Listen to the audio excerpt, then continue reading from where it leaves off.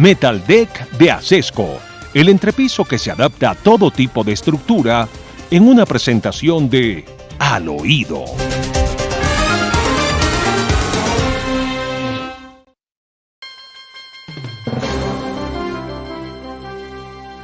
Bueno, en medio de estas circunstancias tan amargas, parece que la mermelada sigue funcionando. Como que ya empezaron a aprobar masivamente la reforma a la salud para acabar con las EPS y para entregarle a los políticos de la nación, de los departamentos, de los municipios, el manejo de la salud como un instrumento de política. Dios mío, qué horror. No de mar. Pues doctor Fernando, ayer hubo una sesión de más de 6 horas en la Cámara de Representantes donde para mala noticia de los colombianos, la Cámara de Representantes con cuando menos 96 apoyos en la Cámara, pues decidieron votar parte del articulado, un poco más del 25 o 26% del articulado ya se votó de esa reforma a la salud, que recuerden ustedes está en segundo debate, con todos los errores que uno no se pudiera imaginar pudiera tener la famosa reforma a la salud. 96 votos por el sí, 23 por el no. Votaron un bloque de artículos, los del 74, 110, 126, 127, 132, 133, 135, 36 y 139. Visto bueno por parte de la Cámara de Representantes, muchos de esos artículos aparentemente no tenían discusión.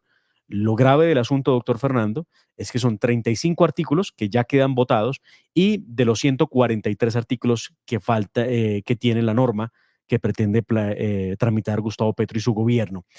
Hay gran preocupación, por supuesto, porque en la famosa subcomisión que se creó, ¿recuerda usted?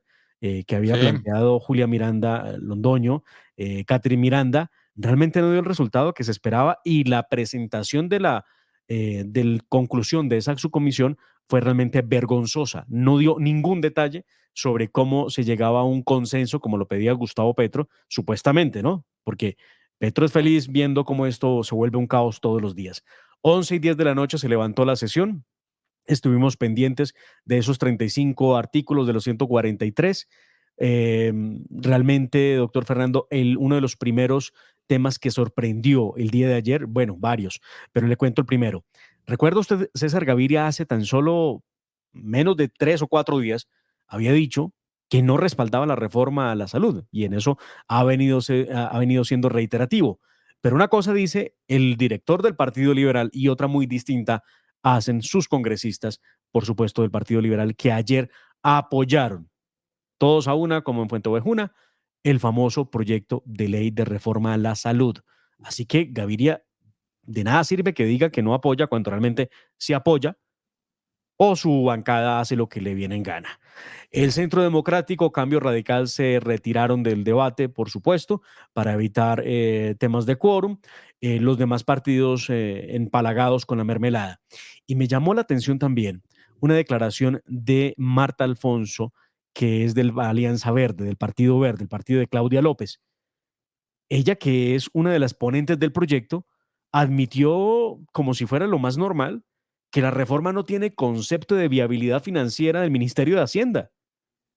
Y lo peor, ¿sabe qué es? Dice, no creemos que lo requiera. No, esto es increíble. eso lo hacen constitucional.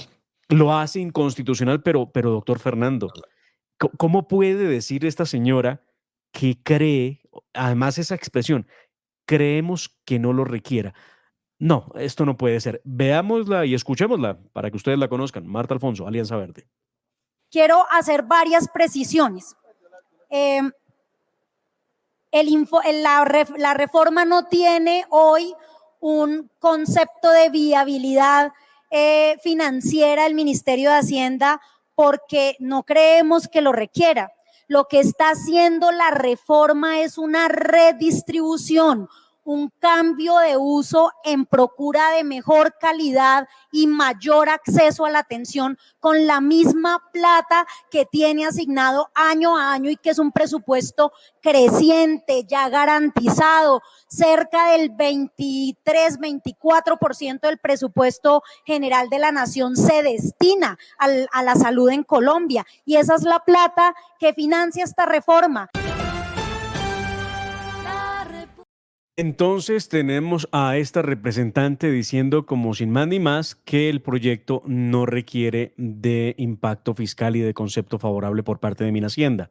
Como usted bien lo ha señalado, doctor Fernando, se llevan de calle la ley 819 del 2003 que indica en el artículo séptimo que debe haber compatibilidad de las normas con el marco fiscal de mediano plazo y por supuesto debe estar propuesta y explicada ese asunto fiscal en la exposición de motivos del proyecto de ley.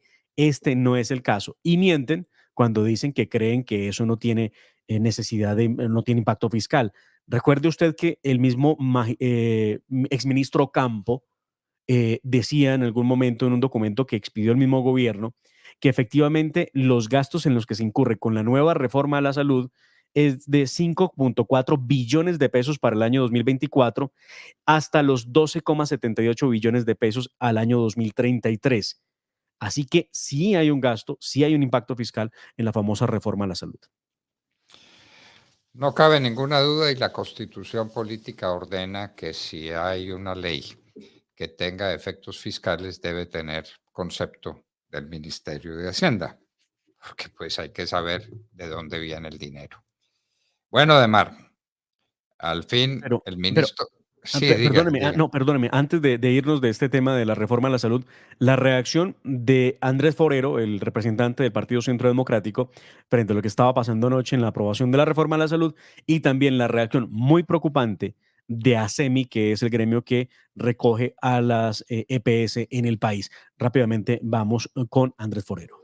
La verdad es que en primer lugar nosotros lamentamos que el presidente no haya decidido poner en consideración de la plenaria una proposición de varios miembros de la corporación que pedían, según el artículo 158 de la ley quinta, que se votara artículo por artículo este proyecto tan importante para los colombianos.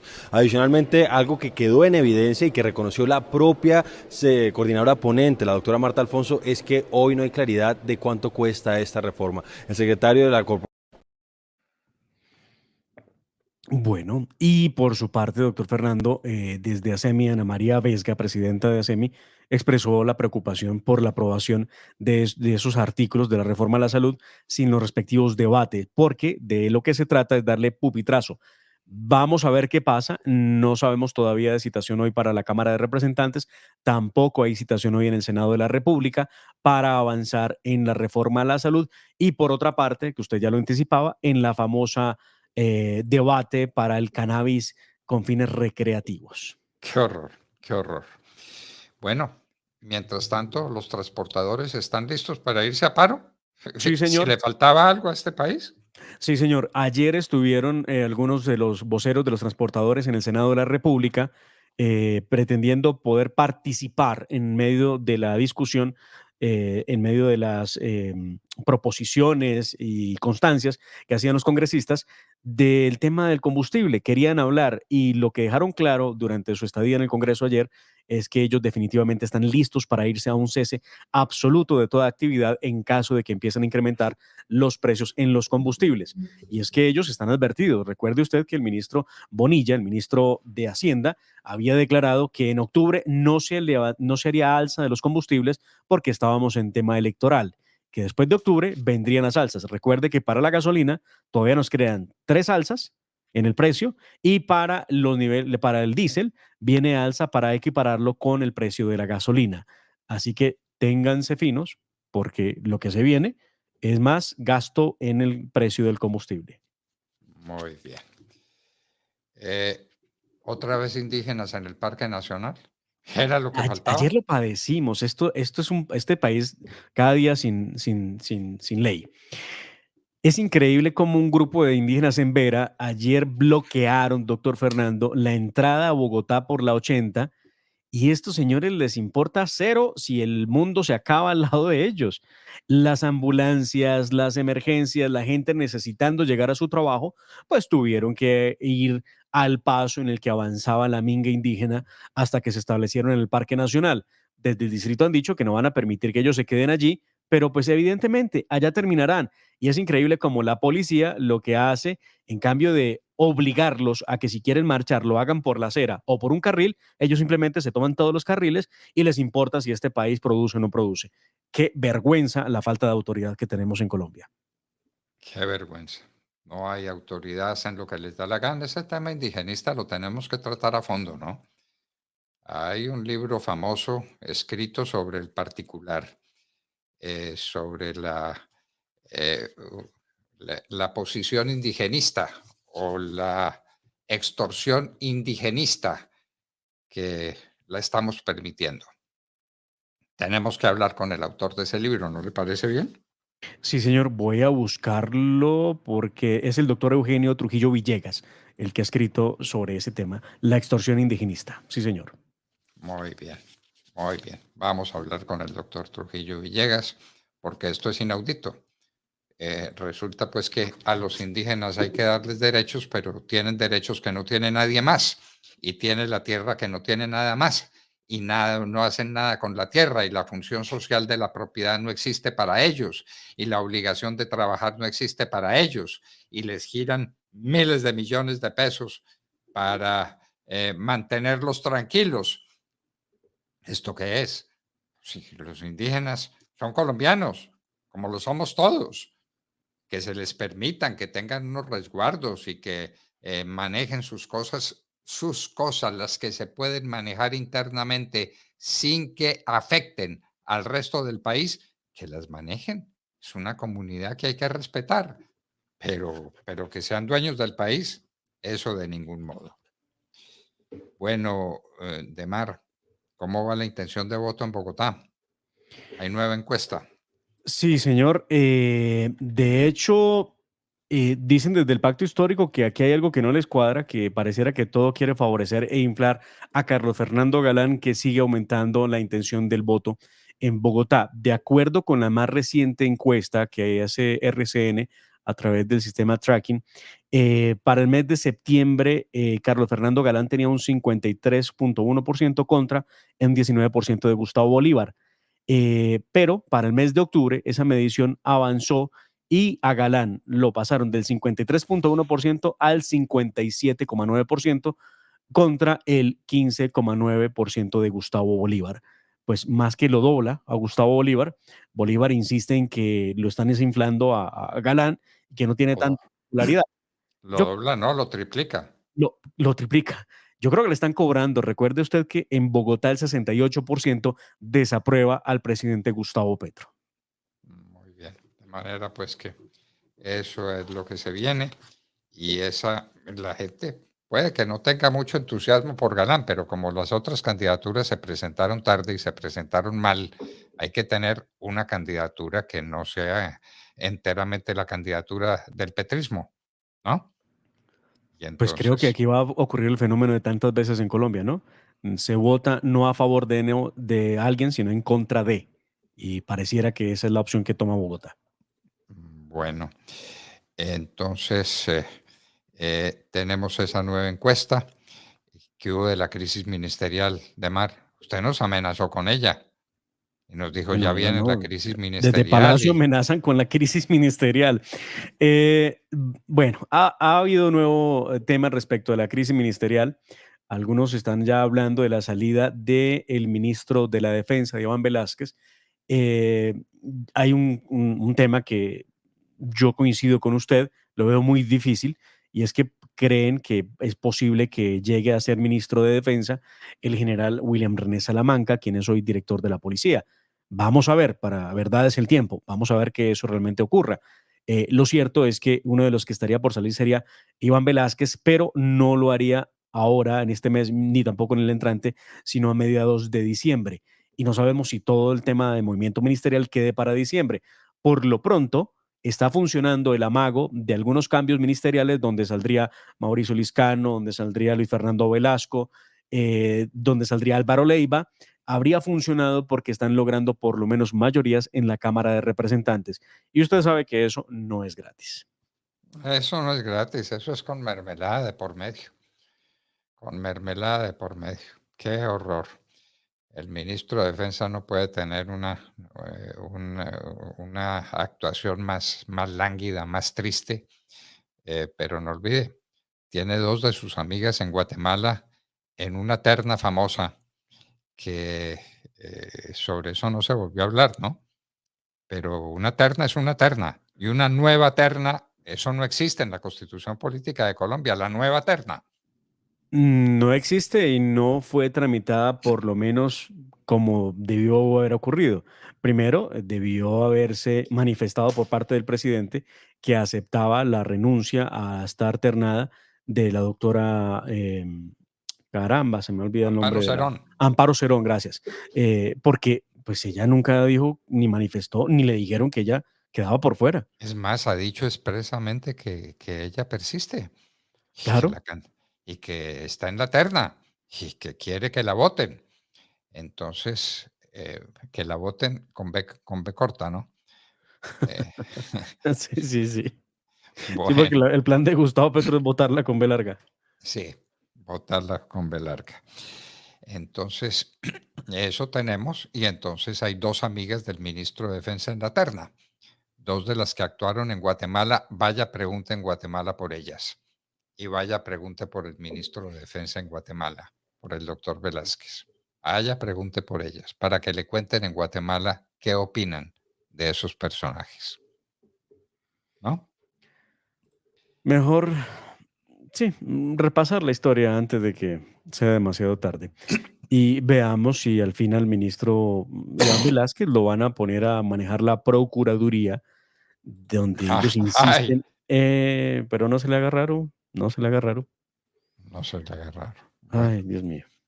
Ave María, vamos a estar llorando a mares el día que salgan el fiscal y la procuradora, que son las que están manteniendo ahí cierto nivel de cordura y de rectitud en el manejo de las cosas públicas en Colombia, ¿no?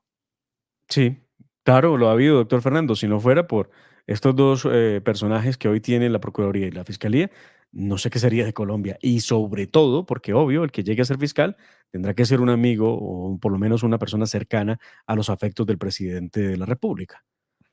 Bueno, ya van adelante las conversaciones con Iván Mordisco, como van adelante las conversaciones con el ELN.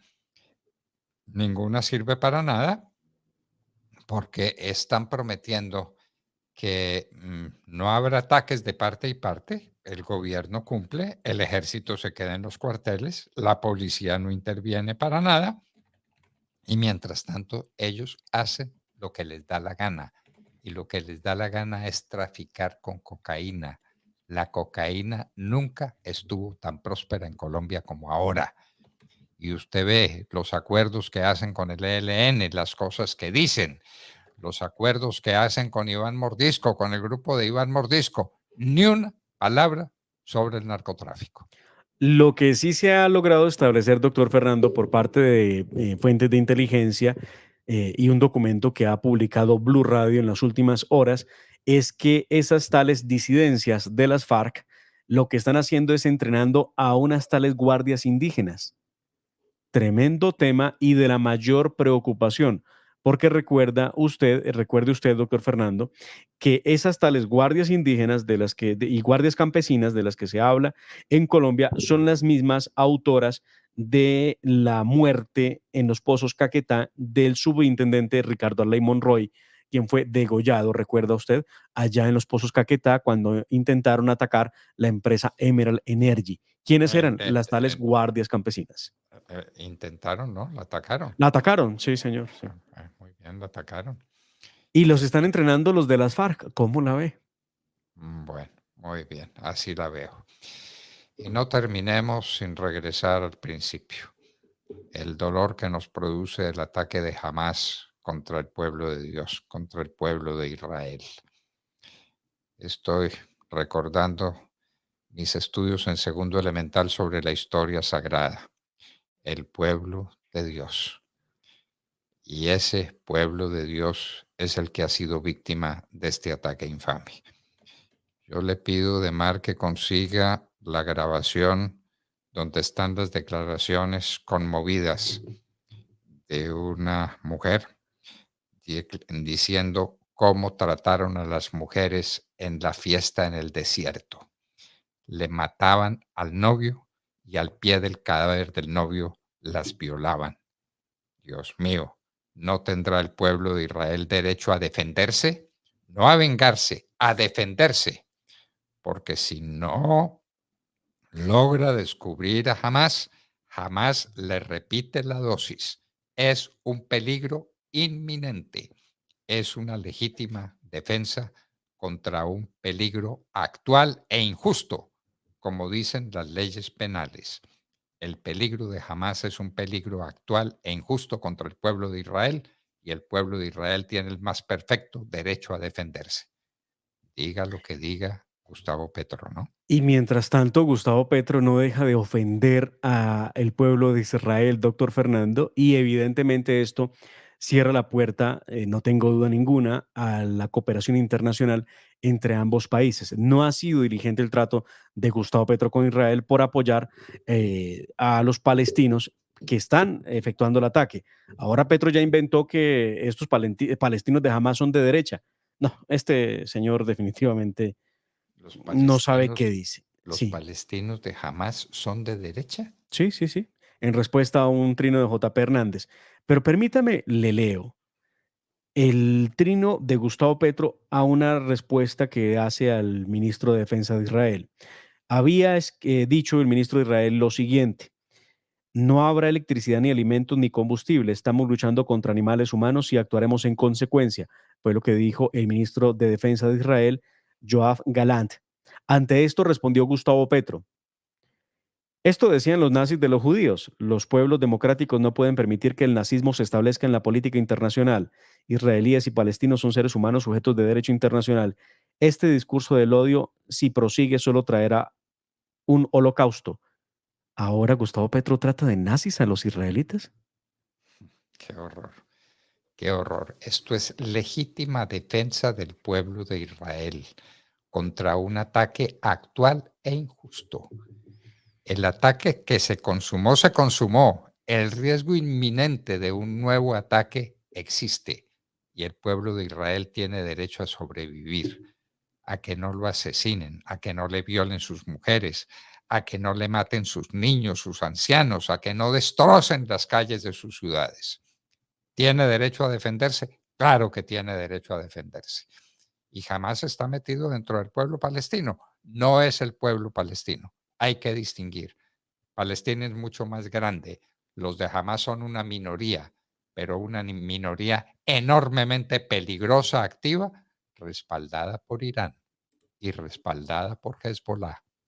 Ténganlo presente para que comprendan bien las reacciones que tenga el ejército de Israel en las próximas horas para perseguir los escondrijos, los escondites donde se han metido los de Hamás y donde están los de Hezbollah listos para atacar a Israel. Desde luego, con el patrocinio de Irán, pero esa es otra historia. Y así, queridos amigos, nos despedimos de ustedes hasta mañana a las 6 en punto de la mañana, cuando estaremos de regreso, Dios mediante. La familia Ramírez duerme tranquila porque su techo está bien hecho. Bien hecho como las cubiertas Asesco. Por su doble capa protectora, son ultra resistentes a la corrosión y al paso del tiempo. Para que tu techo quede bien hecho, exige calidad Asesco. www.lahoradelaverdad.com.co. Escúchenos desde cualquier parte del mundo a través de nuestra página de internet. Opinión, deportes, cultura y entrevistas. Visítenos y participe. www.lahoradelaverdad.com.co. Pase la voz.